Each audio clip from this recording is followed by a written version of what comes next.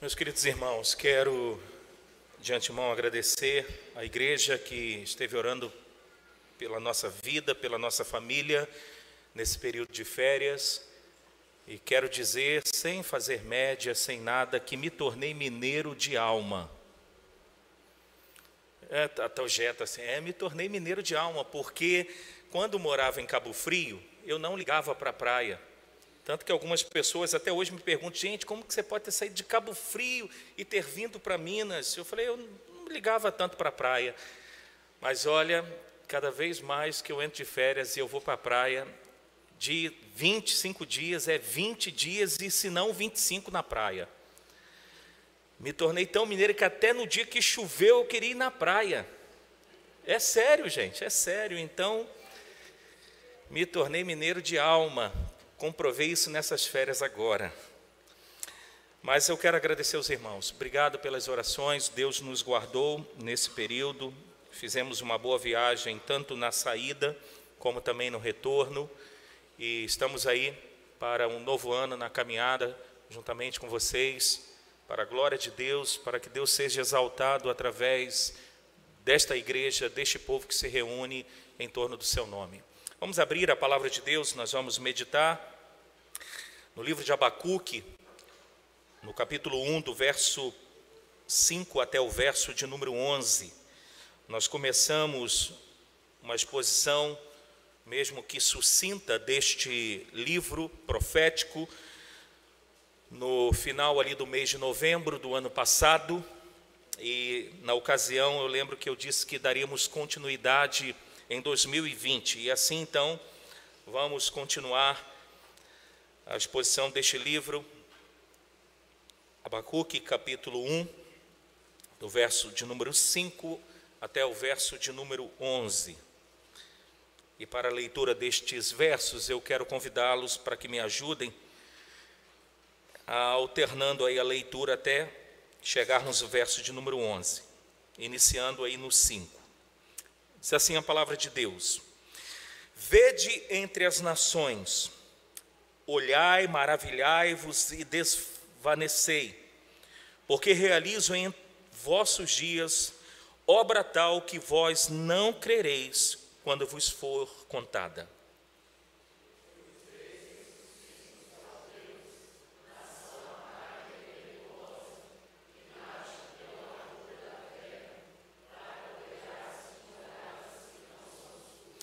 Eles são pavorosos e terríveis, e criam eles mesmos o seu direito e a sua dignidade.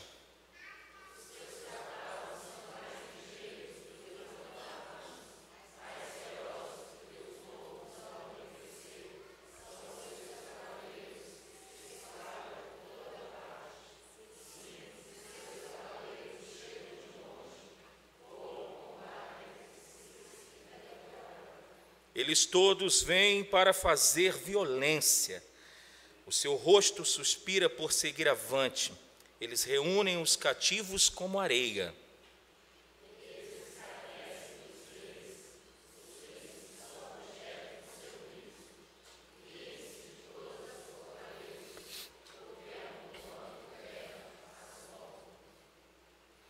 Vamos orar?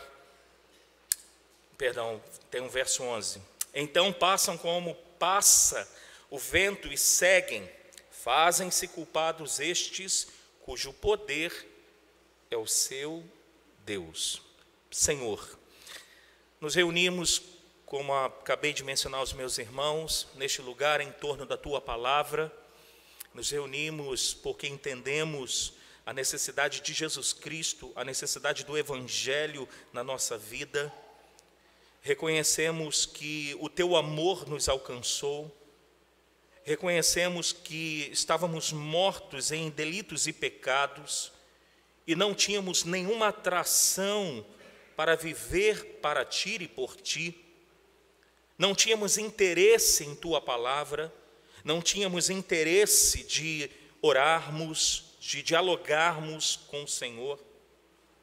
Reconhecemos que com isso, nossa relação a nível terreno com pessoas eram relações complicadas, em muitos momentos com algumas pessoas de ódio, mas louvado seja o teu nome, pelo teu Espírito, que um dia nos convenceu do pecado, da justiça e do juízo do Senhor. Aqui também, Senhor, nesta manhã, é certo que se reúne também conosco vidas que foram convidadas para estar, ó Deus, numa igreja, pessoas que passaram e viram que este lugar é uma igreja que se reúne pessoas e entraram. Nós pedimos, Pai, que a Tua palavra, que é viva e eficaz, penetrante, a ponto de dividir aquilo que para a gente é indivisível, a Tua palavra possa ministrar de forma profunda e eficaz no coração de cada um. Que eu seja um instrumento em Tuas mãos, imperfeito, consciente disso, mas um instrumento em Tuas mãos. Em nome de Jesus, Pai. Amém. Irmãos, eu creio que o salmo que lemos agora há pouco, o Salmo 42, ele poderia ser muito bem um salmo de Abacuque. O Salmo 42 é dos filhos de Corá. Está ali no início, a gente identifica isso, Salmo dos filhos de Corá. Mas ele poderia ser um salmo de Abacuque. Por que poderia ser um salmo de Abacuque? Porque a alma de Abacuque estava, como disse aqui os filhos de Corá, abatida. Abatida porque, como os filhos de Corá declararam aqui, ele lembra de quando o povo em multidão se dirigia à casa de Deus, em cânticos, em hino de louvor, em festa. E agora Abacuque vê o povo de Deus distante de Deus. Abacuque vê um povo descompromissado com Deus. Abacuque vê um povo que não tem vontade de se reunir em torno do nome de Deus. Então, esse cântico, Abacuque, poderia ser o compositor, o autor desse cântico do Salmo 42. Por que ele poderia ser? Vamos relembrar aqui o contexto. Abacuque foi contemporâneo do rei Josias, que foi um rei do reino do sul, o reino de Judá. Na época de Josias, o povo experimentou um avivamento sem precedente em sua vida comunitária também. Depois da morte de Josias, assume o trono de Judá seus filhos, e um dos netos, por fim, assume o trono. E daquele período áureo de grande avivamento, despertamento espiritual, de amor a Deus, Abacuque vê agora um declínio do povo, um compromisso, na verdade, falho. E este livro, ele, por ser um livro profético, ele é um livro diferente de praticamente todos os outros livros proféticos do Antigo Testamento. Por que ele é diferente? Porque os outros livros proféticos, Deus fala ao povo por meio do profeta. O livro de Abacuque é o profeta que fala para Deus sobre o seu povo. Se vocês voltarem um pouquinho os olhos de vocês nos 4 versos anteriores, que já ministramos aqui em novembro, eu lerei só para recordarmos de forma breve. Começa assim: sentença revelada ao profeta Abacuque. Essa palavra sentença significa fardo, revelado ao profeta Abacuque. E Abacuque diz: até quando, Senhor, clamarei eu e tu não me escutarás? Gritar-te-ei violência e não salvarás. Porque me mostras a iniquidade e me fazes ver a opressão, pois a destruição e a violência estão diante de mim, há contendas e o litígio se suscita. Por esta causa a lei se afrouxa e a justiça nunca se manifesta, porque o perverso cerca o justo e a justiça é torcida. Abacuque leva a Deus a sua queixa. E a queixa de Abacuque é: Senhor, até quando o Senhor olhará para o teu povo, um povo que agora vive em violência, vive em litígio, vive em destruição? Senhor, até quando o Senhor olhará para isso tudo e permanecerá em silêncio? A primeira queixa, ou podemos dizer crise de Abacuque, é o que muitos crentes verdadeiros têm: a crise de saber e de olhar para as Escrituras e ver que Deus é bom, Deus é todo-poderoso, mas por que Ele permite o mal? É a crise de Abacuque. E nós já olhamos esse trecho, e eu só recordarei com os irmãos de forma breve as aplicações que fizemos aqui na ocasião. Eu lembro que eu ressaltei nestes 4 versos que a pecaminosidade deve nos estimular a orar, a clamar a Deus. Foi isso que Abacuque fez. Ao olhar a pecaminosidade do povo, da nação, de tudo ao seu redor, Abacuque clama a Deus. Ele clama, ele está vindicando a santidade de Deus no meio do povo de Deus. Na ocasião também falamos que Deus é o único que pode trazer real transformação e justiça.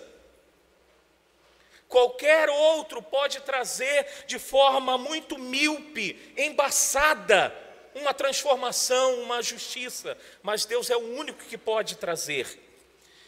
E por fim, na ocasião eu disse também que Abacuque nos ensina que ele não era um homem alienado aos problemas do mundo. Abacuque não era como um avestruz que colocava sua cabeça dentro do buraco e disse: que importa que eu estou bem, minha família está bem, e que o mundo acabe do meu lado, eu não estou nem aí. Não, Abacuque não era um homem alienado.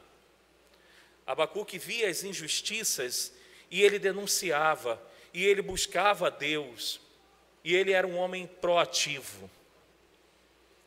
Então ele tem essa primeira queixa: Senhor, até quando? Gritar-te-ei violência e tu não me escutarás.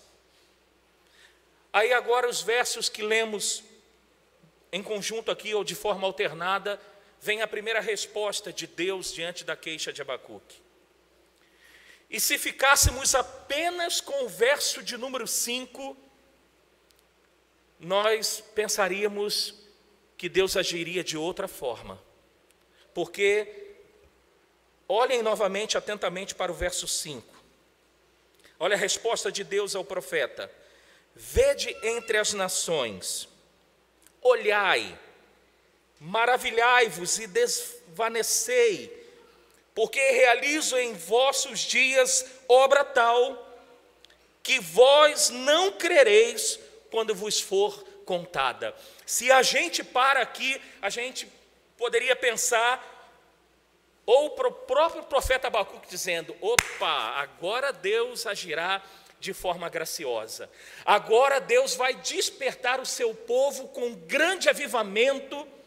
Deus vai converter o coração dos pais aos filhos, dos filhos aos pais. Deus vai mover o povo dele. Os litígios que estão acontecendo, os divórcios, não acontecerão mais. A violência, o engano, não ocorrerá mais. Glória a Deus, que bênção. Só que Deus não para neste verso 5. Deus detalha a forma maravilhosa que ele agirá. E ele diz: pois eis que suscita os caldeus, nação amarga e impetuosa, que marcha pela largura da terra, para apoderar-se de moradas que não são suas. E Deus faz questão de detalhar como é este povo. Eles são pavorosos e terríveis, criam eles mesmos o seu direito e a sua dignidade. Os seus cavalos são mais ligeiros do que os leopardos, mais ferozes do que os lobos ao anoitecer. São os seus cavaleiros que se espalham por toda parte. Sim, os seus cavaleiros chegam de longe, voam como águia que se precipita a devorar. Eles todos vêm para fazer violência, o seu rosto suspira por ser avante, eles reúnem os cativos como areia.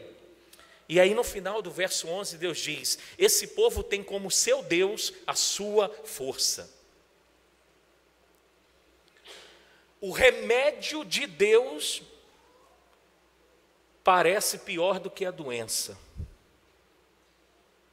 Quando talvez o profeta imaginasse que Deus agiria de uma forma graciosa, misericordiosa, Deus age de forma surpreendente.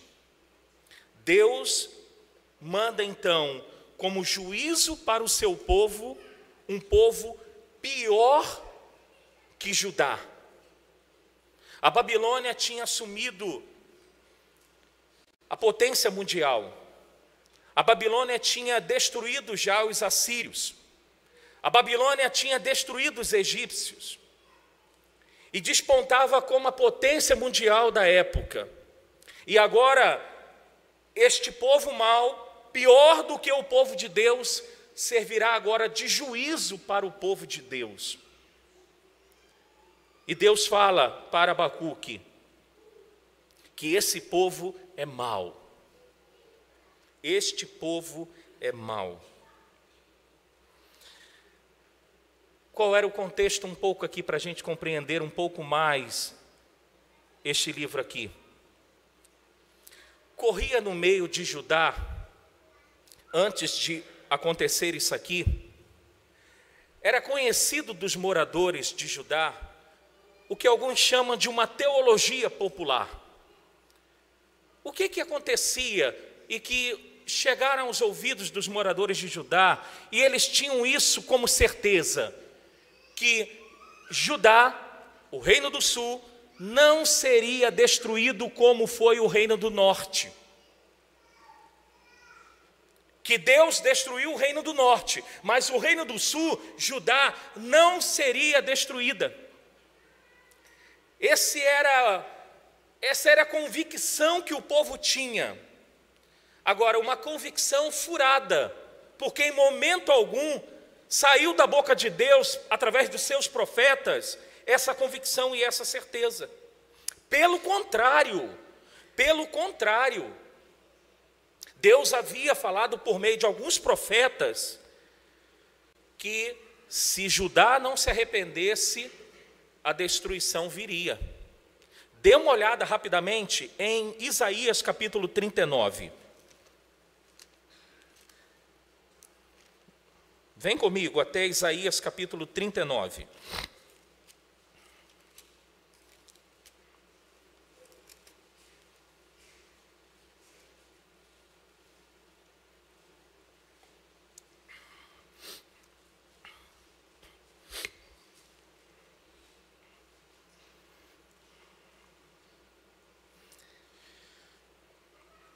Isaías 39 diz assim: naquele tempo,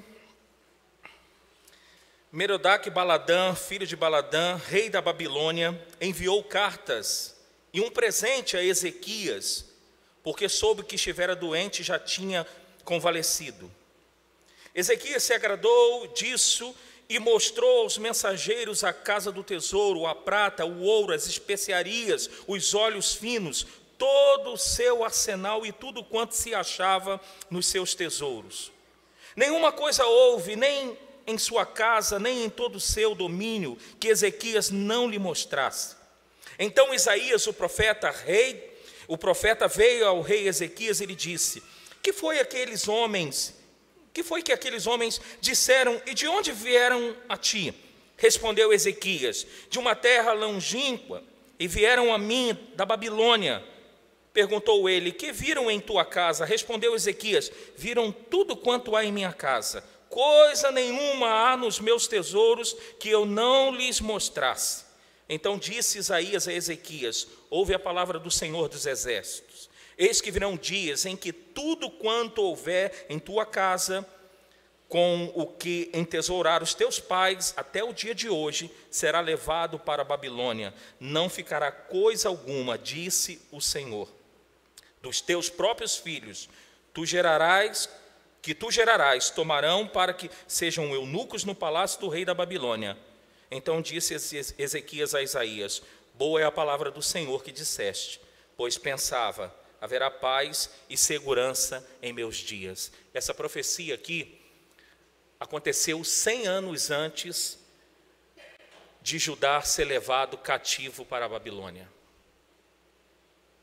Só que, não obstante Deus ter levantado Isaías 100 anos antes, o povo acreditava: nós nunca vamos para o cativeiro. E baixaram a guarda e caminharam conforme o seu próprio coração. O que acontece aqui no contexto de Abacuque? O povo já estava na sua segunda entrada, que foram em 3 etapas que os babilônios deram contra Judá. Já estava aqui na segunda investida da Babilônia sobre Judá. Deus fala com o profeta Abacuque. Cumpre-se então o que Deus diz, não o que o povo acha. Tanto que, se você depois olhar Lamentações de Jeremias, que é contemporâneo de Abacuque, lá em Lamentações capítulo 4, Jeremias fala que o povo não acreditou naquilo que Deus disse. Quais as lições que eu quero então tirar para a gente aqui nesta manhã, irmãos? Quero tirar algumas lições aqui para a gente. Existem, pelo menos quando a gente olha para as Escrituras, 3 tipos ou 3 modos de Deus manifestar a justiça dele. Às vezes, a justiça de Deus é a chamada justiça retributiva, que imediatamente Deus manifesta a sua justiça. Existe um outro tipo que Deus manifesta a sua justiça, a justiça que a gente poderia chamar a justiça que tarda, mas não falha. É aquela justiça que Deus ouviu de Asaf, ou melhor, Asaf no Salmo 73 ouviu de Deus. Quando Asaf diz que olhava para os ímpios e viam que os ímpios prosperavam e não acontecia nada com os ímpios. E ele, como um crente, sofria angústias terríveis, provações. Aí Asaf entra no templo do Senhor e ele percebe que o caminho dos ímpios é escorregadio. No mesmo tempo que eles sobem, que não tem nada, virá o juízo de Deus. A justiça de Deus tarda, mas não falha. E existe uma outra justiça que a gente vê de Deus nas Escrituras, que é chamado o dia do Senhor. Se não ocorrer a justiça retributiva de Deus imediatamente, ela tardará, mas não falhará. Mas se Deus não manifestar essa justiça, o dia do Senhor, no dia final, essa justiça se manifestará. Abacuque está dentro da justiça retributiva de Deus. A justiça que Deus manda de forma rápida. E até mesmo a Babilônia, nós entraremos ainda no capítulo 2, em outra ocasião, receberá a justiça retributiva de Deus. Mas quais as lições que eu tiro aqui para a gente nessa manhã? A primeira é que Deus, o Deus que declaramos que amamos e servimos, é um Deus insondável. Por que é um Deus insondável? Porque se estivéssemos no lugar de Abacuque, talvez nós acharíamos que Deus deveria agir de outra forma. Por quê? Eu até anotei algumas coisas aqui. Porque muitas vezes nós queremos um Deus ou criamos um Deus conforme a nossa imaginação. Nós criamos um Deus previsível, um Deus que funciona segundo o nosso controle.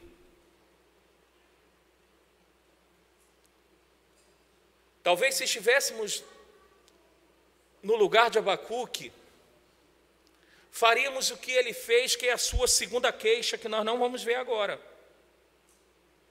Mas o que eu vejo aqui na resposta de Deus para Abacuque é que Deus ele é insondável. De fato, nós não compreendemos muito a forma de Deus agir. Ou, quando passamos, aí vamos tentar olhar de forma mais particular, quando nós olhamos para as provações e tribulações que passamos, nós queremos que Deus age de uma forma previsível, conforme a nossa mente. Mas lembre-se de uma coisa, nessa manhã, diante desse texto, o Deus das Escrituras é um Deus insondável. Em muitos momentos nós não vamos compreender a forma como Deus age, porque Ele é Deus. Nós não temos um controlezinho remoto dizendo: Deus, agora haja dessa forma. Ou não, Deus vai agir dessa forma, quer ver? Isso pode ser o Deus dos caldeus, dos babilônios, não o Deus das Escrituras. O Deus das Escrituras age da forma que Ele quer, no tempo que Ele quer e da forma que Ele quer. Se Ele quiser usar ímpios para servir de juízo, ou até mesmo de instrumento de bênção na vida do seu povo, Ele usará. Eu já contei aqui uma história, eu não sei se ela procede, mas veio de uma rádio cristã lá do Rio de Janeiro. Disse que na década de 90 tinha um programa chamado Caravana da Solidariedade. As pessoas ligavam para a rádio e entravam ao vivo, as pessoas que estavam passando necessidade.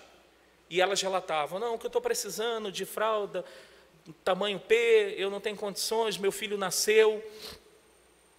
E aí disse que um pai de santo estava ouvindo essa rádio e ouviu uma determinada irmãzinha expor a sua necessidade. E essa caravana da solidariedade, o pessoal que ouvia se mobilizava para poder abençoar. Aí disse que esse pai de santo foi no mercado, fez uma compra daquela que deixaria abastecida aquela mulher pelo menos por um mês tranquilo. E ele levou a compra para dentro do terreiro, fez lá as consagrações e mandou os funcionários lá do centro de macumba, de umbanda, para levar para esta irmã, com uma colocação: quando ela receber, ao perguntar, diga que veio do centro de macumba tal, do local tal. Chegou a compra, e esta irmã em Cristo chorando, agradecendo a Deus pela compra, agradecendo os rapazes que foram levar, e ela não perguntou de onde vinha. E aí os rapazes que levaram, encucado com a designação do dono lá do centro de umbanda, perguntou: a senhora não vai perguntar quem mandou essas compras? E a irmã, se essa história é verdade, disse assim: não importa, quando Deus manda até o diabo obedece. Se é verdade ou não, eu ouvi, não, mas essa história tem um fundo real. Quando Deus manda, até o diabo obedece, porque até o diabo é diabo de Deus. Quando aconteceu tudo aquilo com Jó, quem permitiu o diabo fazer tudo aquilo? Deus. Quem o diabo pediu permissão? A Deus. Então a forma de Deus agir, irmãos, é uma forma insondável. Para de criar uma mentalidade previsível de Deus, que Deus é imprevisível, é insondável na sua forma de agir. A segunda lição que eu tiro aqui para a gente nessa manhã é a seguinte: que Deus usa a tribulação ou o sofrimento como projeto para forjar a nossa vida. Nós não gostamos de tribulação, nós não gostamos de provações, nós não gostamos de sofrimento. Essa é a grande verdade. Quem gosta de sofrer? Ninguém. Tem uns loucos aí que gostam, mas isso aí é loucura. Mas ninguém gosta de passar por provação na vida particular, na família, na vida profissional, ninguém gosta. Só que nós temos que entender que o sofrimento, as provações fazem parte do projeto de Deus para as nossas vidas. Se você ler Romanos capítulo 8, fala ali do gemido, tanto da criação, como do crente, como do próprio Espírito Santo. E no verso 28 diz: todas as coisas cooperam para o bem daqueles que amam a Deus, daqueles que são chamados segundo o seu propósito, para serem conformes à imagem de seu Filho. Deus usa o sofrimento, a tribulação, para forjar a nossa vida, não a imagem do próprio Antônio, não a imagem da própria Dona Fátima.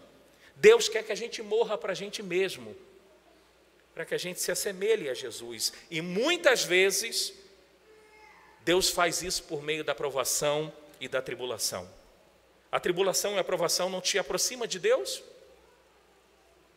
Quando as coisas apertam, para quem nós vamos? Para Deus.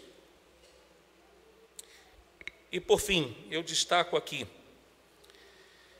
nesta parte aqui, que a disciplina é resultado do amor de Deus. Deus estava enviando os caldeus, que são os babilônios, como disciplina para o seu povo. Como eu disse, o remédio era mais amargo do que a doença. Mas nós temos que olhar para essa perícope aqui, para essa parte da resposta de Deus à primeira queixa de Abacuque, como sendo a disciplina um resultado do amor de Deus. Um outro texto paralelo, nós não vamos nele agora, mas se você for em Hebreus capítulo 12, o autor aos Hebreus fala sobre a disciplina de Deus sobre filhos, que Deus só disciplina aquele quem Ele ama. A disciplina que o povo de Judá, que seria o enfrentamento do cativeiro por 70 anos, na verdade foi até mais. 70 anos é contado a partir da destruição do templo até a reconstrução do templo. O cativeiro foi até um pouco mais.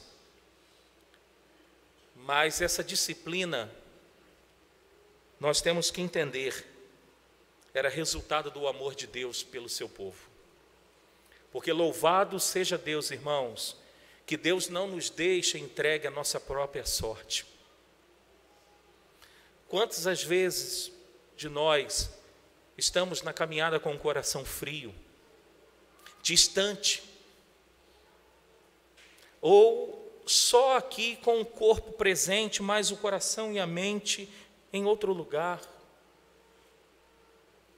vindo por aparência, vindo de forma automática, e muitas vezes, no sentido quantitativo mesmo, Deus permite provações, sofrimentos,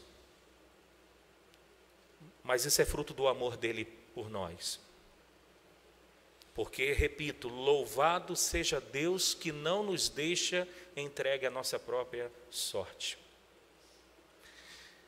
Quando Deus responde a Abacuque dessa forma, que é uma forma assustadora, parece que Deus coloca mais pimenta no caldeirão de Judá, que já estava difícil, mas a gente precisa olhar para estes versos, que olhar com um olhar de amor, é amor de Deus, é amor de Deus. Quero que você curve a sua cabeça, vamos orar nesse momento, uma vez mais, neste culto.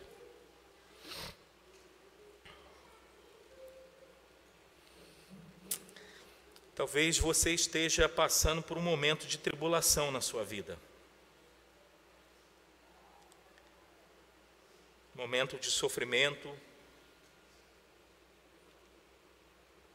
Existem outras fontes de tribulação, de sofrimento, mas uma das fontes é o próprio Deus, permitindo para que você se volte para Ele.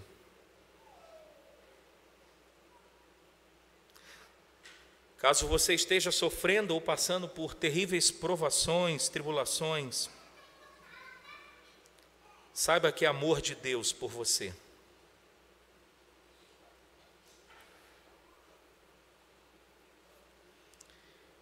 E como Ele te livrará, como você sairá,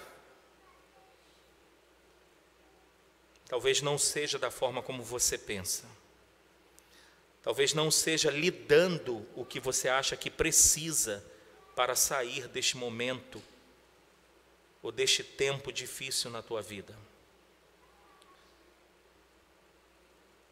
Saiba que os caminhos, os pensamentos de Deus são mais elevados do que o nosso. Lembre-se que Deus sabe o que faz.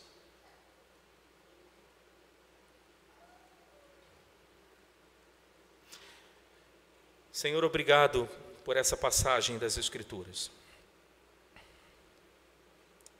Porque dentro do próprio texto e tudo que envolve o contexto desse próprio texto, a gente vê isto emoldurado com uma moldura que se chama amor.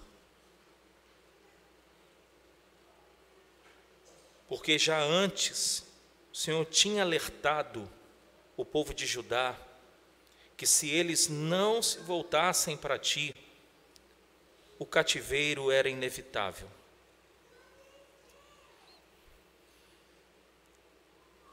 Mas eles resolveram acreditar nas crenças populares do que nos teus profetas. E deu no que deu. Mas mesmo não acreditando nas profecias, mesmo não acreditando em tua palavra, teu amor estava ali presente quando Abacuque recebeu a resposta que o cativeiro seria inevitável.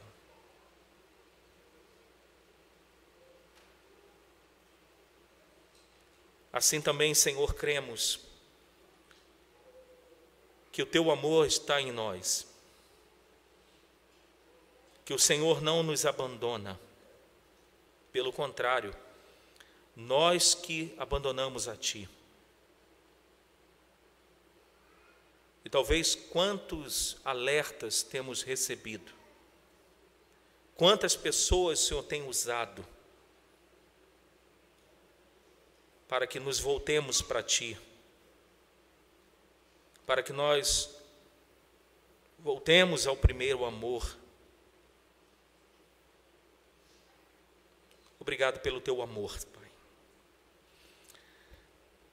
Se eu resumisse talvez para os meus irmãos uma palavra que mesmo de sentença que foi pronunciada a Abacuque, eu acho que sem dúvida eu ressaltaria o teu amor, porque o Senhor não desiste da gente.